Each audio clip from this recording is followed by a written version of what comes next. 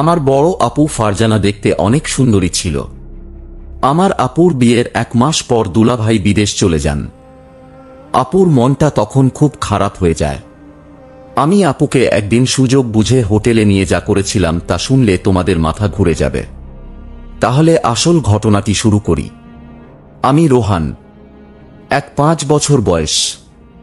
আমার একমাত্র বড় বোন ফারজানা, বয়স 1 বছর। 2 মাস আগে ফারজানা আপুর বিয়ে হয়েছে। দুলাভাই বিদেশে থাকে। বিয়ে করার জন্য 2 মাস আগে দেশে এসেছে। ফারজানা আপুকে দেখে তার পছন্দ হয়েছে, তাই দেরি না করেই তড়িঘড়ি করে বিয়ে করেছে। আমাদের অর্থনৈতিক অবস্থা খুব বেশি ভালো না। বাবা 100 ছোট বেসরকারি প্রতিষ্ঠানে কাজ করেন। ঢাকা শহরে থাকা খাওয়ার খরচ সামলানো কঠিন। তাই দুলাভাইয়ের মতো 100 ভালো ছেলেকে পেয়ে বাবা আর মা কোনো দেরি করতে চায়নি। ফারজানা আপু বিয়েতে খুব খুশি ছিল, কিন্তু দেখতে দেখতে 3 মাস পার হয়ে গেল, আর দুলাভাইয়ের বিদেশ যাওয়ার সময় হয়ে গেল। বিয়ের 2 মাসের মধ্যেই স্বামী বিদেশে চলে যাবে। তাই ফারজানা আপু ভীষণভাবে ভেঙে পড়ল। তাই দুলাভাই সিদ্ধান্ত নিল যে 1 বছর পরেই দুলাভাই দেশে ফিরে আসবে, আর এই 1 বছর ফারজানা আপু তার বাপের বাড়িতে থাকবে। দুলাভাইয়ের বাড়ি ঈশ্বরগঞ্জ জেলাতে। তাই বিদেশে যাওয়ার 1 সপ্তাহ আগেই ফারজানা আপুকে সাথে নিয়ে ঢাকাতে আমাদের বাসায় চলে আসলো। ফারজানা আপু দুলাভাই আসতে বাবা মা আমরা সবাই খুব খুশি হলাম। দুলাভাই আর ফারজানা আপুর সাথে আমি খুব আনন্দের সাথে সময় কাটাতে লাগলাম। আমাকে দেখে আপু 100 মুচকি হাসি দিল। কাপুর মুচকি হাসিতে আমার সাহস আরো বেড়ে গেল। আমি আপনাকে বললাম, আপু তুমি আমাকে দেখে হাসছো কেন? আপু বলল, ভাই রে, এটা তো হাসি না, এটা আমার অন্তরের কান্না। আমি জিজ্ঞেস করলাম, কেন, কি হয়েছে? আপু বলল, তোর দুলাভাই বিদেশ চলে যাবে, এই কষ্ট আমি হাসছি, আর এই হাসির ভিতরে লুকিয়ে আছে আমার কান্না। দুলাভাই বিদেশ যাওয়ার আগের রাতে আমি যা দেখলাম তা আমি বুঝতে পারছি না। আপুর রুমে কি হচ্ছিল আমি তা দেখেছিলাম, আর আমি তো এখনো ভুলতে পারছি না। গতকালের দৃশ্য আমার মনে পড়তে আমার ভীষণ ভয় লাগছিল। গতকাল রাতে আপু আমাকে কিছু বলেনি, কিন্তু আজকে আমি আপুর সামনে দাঁড়াবো কিভাবে? আজকে আপু আমাকে কি বলবে? এসব ভাবতে ভাবতে আমার মাথাটা আরো ভারী হয়ে আসছিল। তখনই আমার মা চিৎকার করে আমাকে সকালে নাস্তা করার জন্য ডাক দিল। আজকে দুলাভাই বিদেশে চলে যাবে, তাই বাবাও আজ বাড়িতে আছে। আমি আমার রুম থেকে বাইরে এসে দেখি বাবা মা, দুলাভাই আর ফারজানা আপু ডাইনিং টেবিলে বসে আছে। আমি মাথা নিচু করে এগিয়ে গিয়ে নাস্তা করতে বললাম। আমি ভয় করছিলাম যে কখন যেন ফারজানা আপু গতকাল রাতে প্রসঙ্গ তুলে সবার সামনে আমাকে বকা দিবে, কিন্তু তেমন কিছুই হলো না। ফারজানা আপু একদম স্বাভাবিক ছিল। আপুর আচরণ দেখে মনে হচ্ছিল যেন গতকাল রাতে কিছুই হয়নি। আপুর আচরণ দেখে আমি স্বস্তি পেলাম। দুলাভাই বিদেশে চলে গেল। ফারজানা আপু সারাদিন মন খারাপ করে থাকল। সেদিন রাতে প্রায় 1:30-2টার দিকে আমি আমার রুম থেকে বাইরে এসে দেখি ফারজানা আপুর রুমের জানালা খোলা আর রুমের ভিতরে লাইট জ্বলছে। আমি এগিয়ে গিয়ে আপুর রুমের জানালায় দাঁড়ালাম। জানালার পর্দাটা একটু সরিয়ে দিয়ে দেখলাম আপু বিছানায় বসে বই পড়ছে। আমি জানালায় দাঁড়িয়ে আপুকে দেখলাম। আপনার মনটা ভীষণ খারাপ হয়ে আছে। বই পড়তে পড়তে আপু জানালার দিকে তাকিয়ে দেখল আমি সেখানে দাঁড়িয়ে আছি। আমাকে কিছু না বলে আপু আবার বই পড়তে লাগল। বই পড়তে পড়তে আপু বারবার আমাকে দেখছিল, আর মনে হলো বোন আমার কান্না করছে। আমিও চুপচাপ দাঁড়িয়ে দেখছিলাম। বেশ কিছুক্ষণ পরে আপু বিছানা থেকে নেমে হাতের বইটা টেবিলে রেখে জানালার কাছে আমার সামনে এসে দাঁড়ালো। আপু আমার চোখের দিকে তাকিয়ে বলল, কি রে, কিছু বলবি? আমি থতমত খেয়ে বললাম, আপু তুমি ঠিক আছো? আপু সুন্দর 100 হাসি দিয়ে বলল, হ্যাঁ আমি ঠিক আছি। অনেক রাত হয়েছে, এখন রুমে গিয়ে ঘুমিয়ে পড়। আমি বললাম, তুমি কি এখনই ঘুমাবো? আপু বলল, হ্যাঁ তুইও গিয়ে ঘুমিয়ে পড়। আমি বললাম, আগে তুমি শুয়ে পড় আপু, তারপরে আমি যাচ্ছি। আপু আর কিছু না বলে এক শূন্য শূন্য মুচকি হাসি দিয়ে রুমের লাইট বন্ধ করে বিছানায় শুয়ে পড়ল। আমিও আমার রুমে শুয়ে পড়লাম, কিন্তু কিছুতেই ঘুম আসছিল না। বারবার আপনার কথা মনে আসছিল। আপু দুলাভাইয়ের জন্য কান্না করছে। সকালে উঠে আবার সবকিছু স্বাভাবিক। দিনের বেলায় আপু কখনো রাতের বিষয়ে কোনো কথা বলতো না। দিনের আপু আর রাতের পুজো সম্পূর্ণ আলাদা। আমিও কখনো দিনের বেলায় রাতের বিষয়ে কথা বলতাম না। এভাবেই আমাদের দিন কাটতে লাগল। দিনের বেলায় আমরা দুই ভাই বোন স্বাভাবিক আচরণ করতাম, কিন্তু প্রতিদিন রাতে আমি আপুর রুমের জানালায় গিয়ে আপুকে দেখতাম।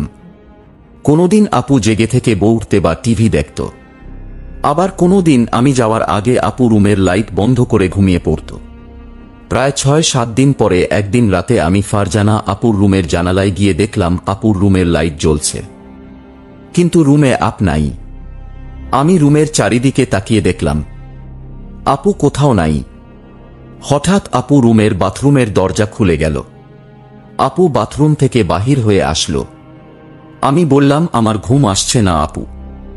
আপু বলল বেশি রাত জাগা শরীরের জন্য ভালো না, জাগিয়ে শুয়ে পড়ো। পরের দিন আমার বাবা আর মা সারাদিন চাচার বাসায় থাকবে, রাতে ফিরবে। আজকে শুধু আমরা দুই ভাই বোন বাসায় থাকব। তখনই ফারজানা আপু আমার রুমে এসে বলল, কি করছিস রোহান? আমি বললাম কিছু না আপু, এমনি বসে আছি। আপু বলল, আজকে কি তোর কোনো কাজ আছে? আমি বললাম, না আপু, আমার কোনো কাজ নাই। আজকে সারাদিন আমি তোমার সাথে গল্প করব ভেবেছিলাম, যদি তুমি ব্যস্ত না থাকো। আপু বলল, আচ্ছা, তাহলে তুই গোসল করে ফ্রেশ হয়ে আমার রুমে আয়। আমি বললাম, ঠিক আছে আপু, আমি গোসল করে তোমার রুমে আসছি। আপু চলে যেতে আমি তাড়াতাড়ি গোসল করে আপুর রুমে গেলাম। আপুর রুমের দরজা খোলা ছিল। আমি আপুর রুমের ভিতরে ঢুকে দেখলাম আপুর রুমে নাই। খেয়াল করলাম আপনি। আমি পাশের রুমে চলে গেলাম, সেখানেও আপু নাই। তাহলে আপু কোথায় গেল? আমার ভীষণ চিন্তা হচ্ছে। হঠাৎ লক্ষ্য করলাম আমার রুমা পর গলার আওয়াজ আসছে, মনে হচ্ছে চিৎকার করছে। আমি অবাক হয়ে গেলাম, কিসের চিৎকার আসছে আমার রুম থেকে। আমি আমার রুমে যেতেই দেখলাম রুম ভিতর থেকে লক করা। আমি জানালার পাশে গেলাম, গিয়ে দেখলাম সেখানেও জানাল করা। আমার মন চাচ্ছে জানালা ভেঙে ঘরে ঢুকে পড়ি। কি হচ্ছে রুমে? আমার বোন এমন চিৎকার করছে কেন? আমি কোনো উপায় না পেয়ে দরজা ভাঙার চেষ্টা করলাম, কিন্তু দরজা কিছুতেই ভাঙতে পারছি না। অনেক চেষ্টার পর দরজা ভেঙে ফেললাম। দরজা ভেঙে রুমে ঢোকার সাথে সাথে যা দেখলাম তা দেখে আমার মাথা ঘুরে গেল। একটি ছেলে রুম থেকে জানালা দিয়ে পালিয়ে গেল। তাদের অনেক বুদ্ধি। আমি দেখলাম জানালা দিয়ে যেন পালাতে পারে সেই জন্য আগে থেকেই প্রস্তুত করে রেখেছে। আমি আপুকে জিজ্ঞেস করলাম, আপু তোমার রুমে কি ছিল? আপু বলল, সেই জবাব কি তোকে দিতে হবে? আমি বললাম, আপু তুমি আমাকে ছোটবেলা থেকে অনেক স্নেহ করো, আর আমি যখন যা বলছি তাই করেছ। আপু তুমি আমার সাথে লুকিয়ে না, এই ঘরে আর কি ছিল? বলল, আপু আমি জানতে চাই জানলা দিয়ে পালালো। আমার বোন কোনো উত্তর না দিয়ে আমাকে বলল, শোন তুই আমার কাছে আর যা চাইবে তাই পাবে, কিন্তু তুমি আমাকে অন্য প্রশ্ন করিস না। আমি ভাবলাম আপু কি বলতে চায়। আমি যা চাইব তাই পাব। আমি আপনাকে বললাম, আপু ঠিক আছে, আমি তোমার কাছে 100 জিনিস চাইব, তুমি কি দিবে? আপু বলল, বলেই দেখ না, আমি দেখি না। আপুকে কথাটা বলতে আমার খুব ভয় হচ্ছিল। আমি আমতা আমতা করে বললাম, আপু আমি তোমাকে নিয়ে দূরে কোথাও ঘুরতে যাব। আমি বাড়িতে তোমাকে আমার মনের কথাটা বলতে পারবো না। দূরে গেলে বলতে পারবো। আপু বলল, কত দূরে যেতে হবে? আমি আপনাকে বললাম কক্সবাজার গেলেই হবে। আমি মনে মনে চিন্তা করলাম, আমার ভাইটা আমার কাছে কি এমন চাইবে যে কথাটা বাড়িতে বলতে ভয় পাচ্ছে। আমি ছোট ভাইয়ের কথায় রাজি হয়ে গেলাম। আমি তোর সাথে ঘুরতে যাব। আমিও জানতে চাই আমার ছোট ভাইয়ের মতো 100 কি। হঠাৎ ছোট ভাই আমাকে ডাক দিয়ে বলল, আপু আমি যে কথা তোমায় বলবো আর আমি তোমার কাছে যা চাইব তা কাউকে বলতে পারবে না। বিষয়টা গোপন রাখতে হবে। প্রমিস, কাউকে বলবো না। তাহলে এখনই বলে ফেল, কি বলবি, আমার কাছে কি চাস? আপু, আমি আগেই বলেছি আমি বাড়িতে বলতে পারবো না, তোমাকে কক্সবাজার নিয়ে তারপর বলবো। ঠিক আছে আমার লক্ষ্মী ভাই, তাহলে চল আজই আমরা কক্সবাজার চলে যাই। আপনার কথা শুনে আমার খুব আনন্দ লাগছে, আমার অনেক ভয় লাগছে। তাহলে চলো কালই আমরা কক্সবাজার চলে যাই।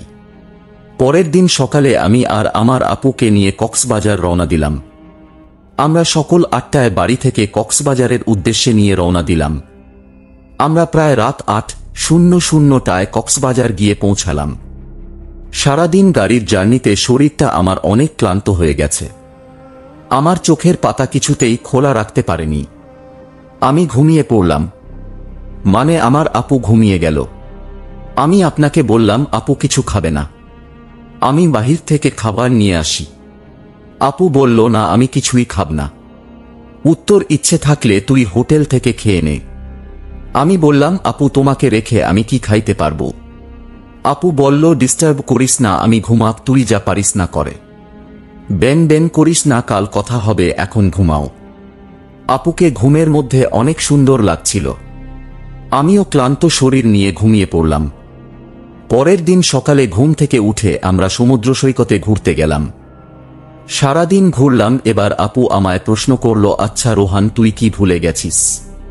তুই আমাকে কেন কক্সবাজার নিয়ে আসি? আরে আপু ভুলি নাই, আজ রাতে বলবো। আপু যদি তুমি আমার কথা না রাখ তাহলে আমি কিন্তু এদিনের রাতের ঘটনা ফাঁস করে দেব।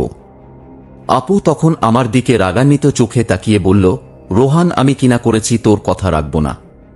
তারপর সন্ধ্যা হয়ে আসছে।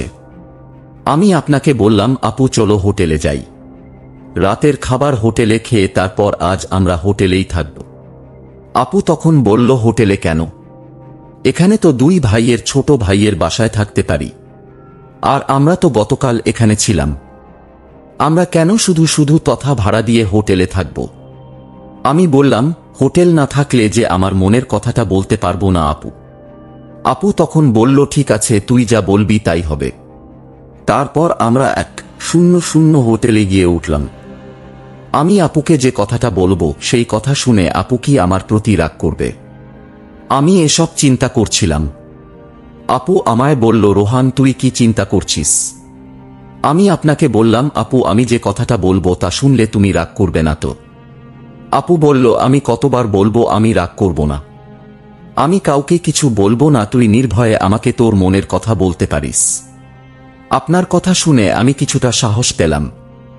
আমি আপনাকে বললাম, আপু আমি ছোটবেলা থেকেই তোমাকে অনেক পছন্দ করি, আর দুলাভাই বিদেশ যাওয়ার পর থেকে আমি লক্ষ্য করছি তুমি সবসময় মনমরা হয়ে থাকো। আমি তোমার কষ্ট বুঝি, তুমি চাইলে তোমার কষ্ট আমি দূর করে দিব।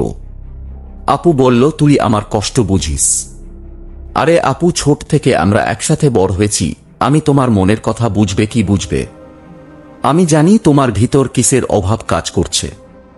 ছোট ভাইয়ের কথা শুনে আমি কিছুটা আশ্চর্য হলাম। বলে কি সে আমার মনের খবর সব জানে? আচ্ছা বেশি কথা না বলে তুই বল আমার কাছে কি চাস? আপু আমি ছোটবেলা থেকেই তোমাকে আমার পছন্দ, আর তাই আমি তোমার সাথে। বল থেমে গেলে কেন? আমার সাথে কি? আপু আসলে আমার বলতে খুব ভয় লাগছে। আরে বাবা, এত ভয় করলে কি চলে, কি বলতে চাস বলে ফেলে। আপু আমার রুম থেকে যে 100 ছেলে পালিয়ে গেছিল সে কি ছিল আপু? আর এও হচ্ছে আমার স্কুল ফ্রেন্ডস। আর তার সাথে তুমি কি করছিলে আপু? আপু বলল, আমি বলতে পারবো না। তুই কি বোকা, কিছুই বুঝিস না? আমি কি করছিলাম তা কি আমার মুখ থেকে শুনতে হবে? আপু তোমার মুখ থেকে শুনতে চাই। তুমি বললে আমি অনেক খুশি হব আপু। আরে পাগল ছেলে, সেটা কি বলা যায়? সেটা তো বুঝে নিতে হবে। আমি বুঝেছি আপু। তাহলে তো হলোই। আপু আমি যা মনে মনে বুঝে নিলাম তা আমি করতে চাই। ঠিক আছে, আজ আর কোনো কথা নয়, যা হবার কাল হবে। আপুকে বললাম, আপু কাল হবে তো? আমার কথা রাখবে তো? আমি বললাম, আমি কি তোর সাথে মিথ্যা কথা বলেছি? আমারে কি তোর বিশ্বাস হয় না? যদি বিশ্বাস থাকে তাহলে এখন ঘুম, আকাল সব হবে। প্রিয় বন্ধুরা, আজ ব্যস্ততার জন্য গল্পটি শেষ করতে পারলাম না। বাকি ঘটনাটি আগামীকাল আপলোড দেওয়া হবে। সেই পর্যন্ত সবাই ভালো থাকবেন। ধন্যবাদ।